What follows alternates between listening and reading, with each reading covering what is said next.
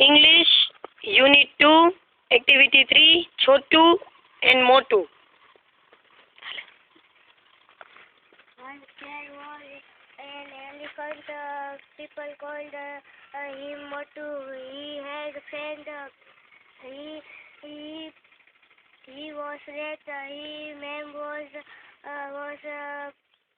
Chotu.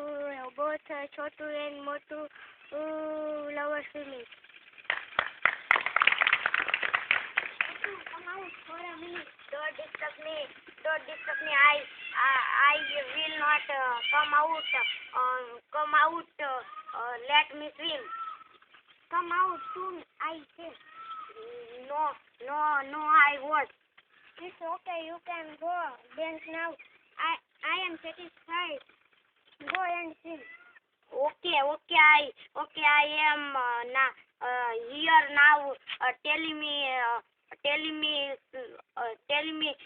what problem? Yes, I am. You are not wearing my swimsuit.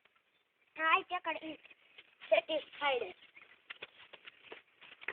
English.